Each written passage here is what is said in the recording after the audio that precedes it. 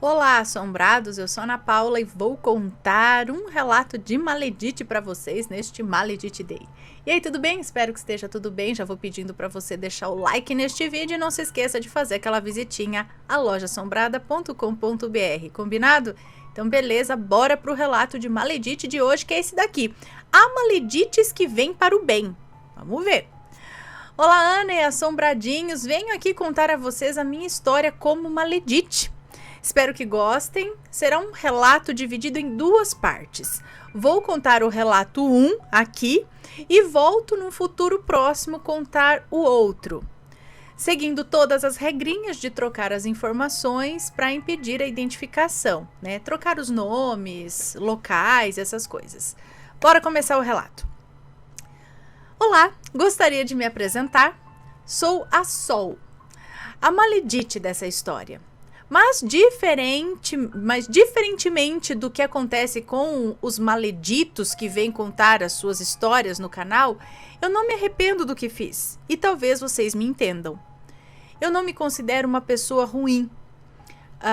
Eu sou uma mulher comum.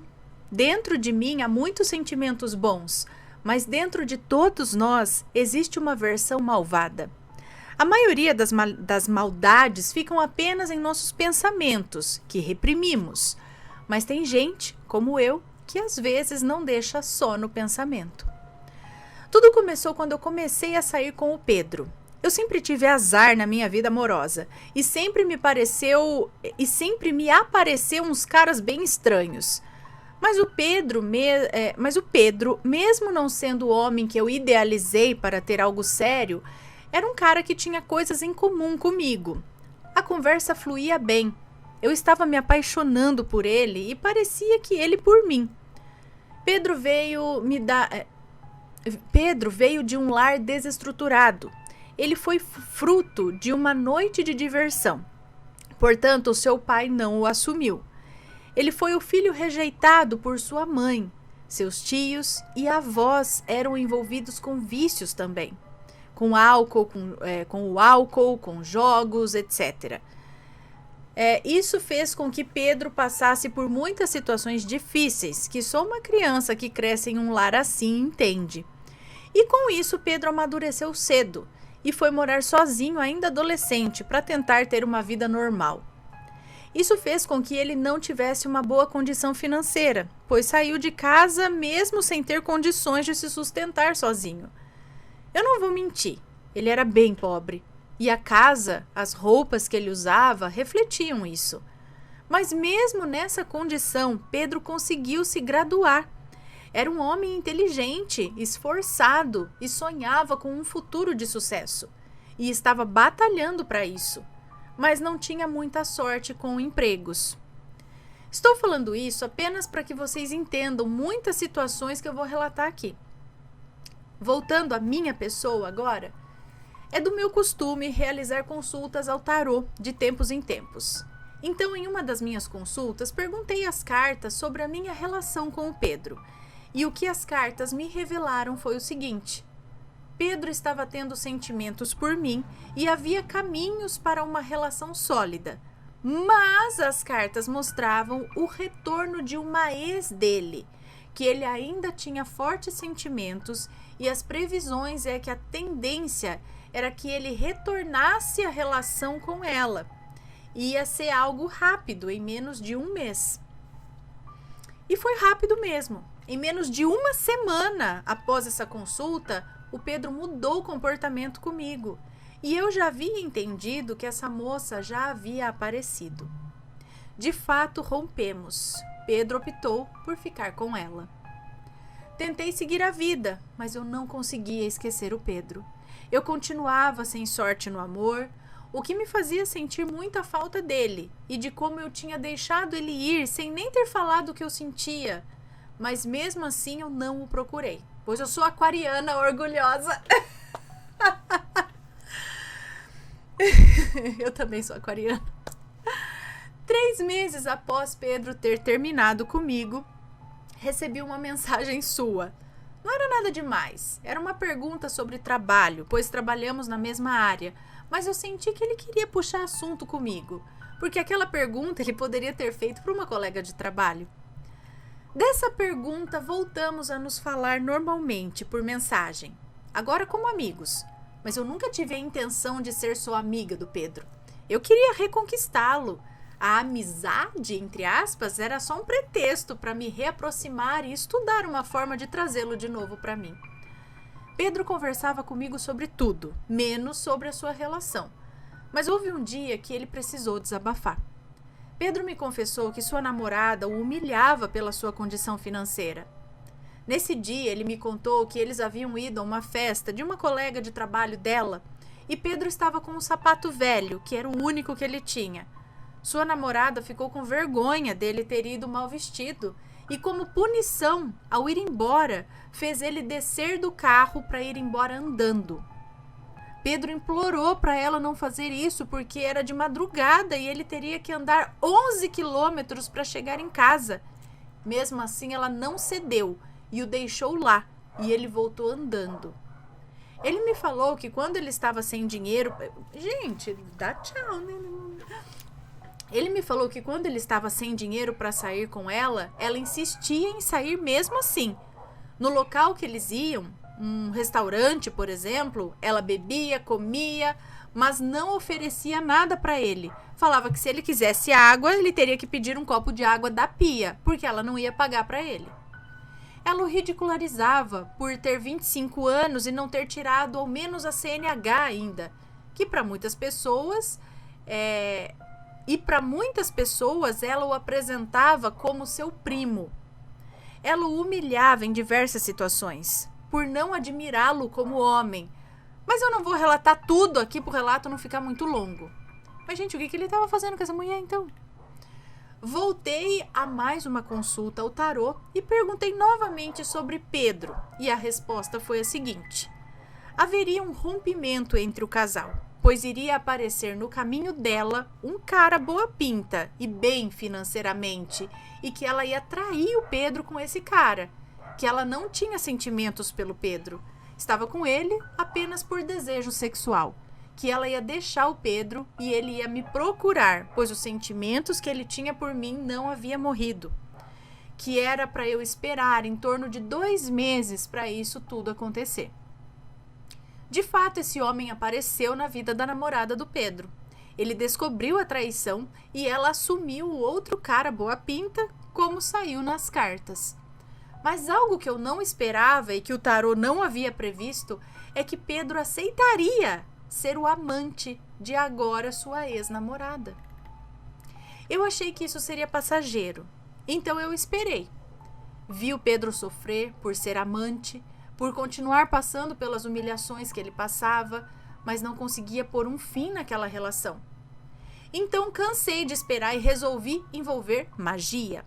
Fiz um feitiço para intensificar os sentimentos do Pedro por mim, e que ele não sentisse nada por nenhuma mulher, somente por mim. E deu certo. Em menos de 1 mês após o feitiço ter sido realizado, o Pedro me enviou mensagens falando que pensava muito em mim e tinha se arrependido de ter estragado tudo no passado, e pediu para recomeçarmos. Eu aceitei. Nosso primeiro encontro após o feitiço foi muito intenso. Pedro nunca havia me desejado daquela forma. Me ter parecia a relação... ter a mim parecia a realização do seu maior desejo. Após alguns encontros, pedi para ele romper a relação com a ex. E ele fez. E começamos a namorar. A ex de Pedro não aceitou de forma alguma, pois ela gostava da dependência emocional que o Pedro sentia por ela. Mas o olhar do Pedro para ela era frio agora, e com isso despertou a ira dela.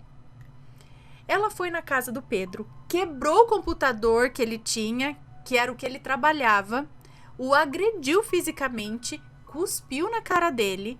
O Pedro ficava paralisado com tudo isso. Ele apenas ficava olhando, sem reação.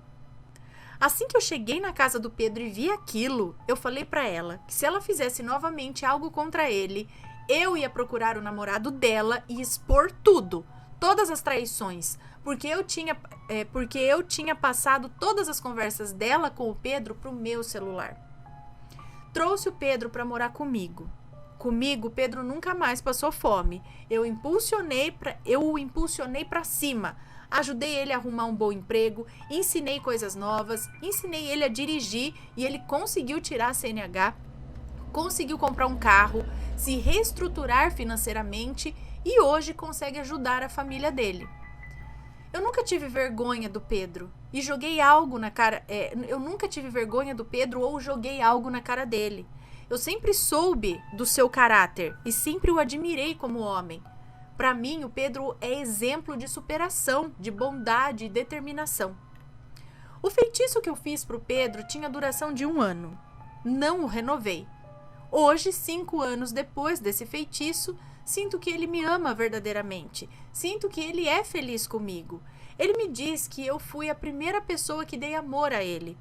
Quem mostrou a ele que ele é alguém que tem significância nesse mundo. A minha família o acolheu e ele sente pela primeira vez o que é ter uma família.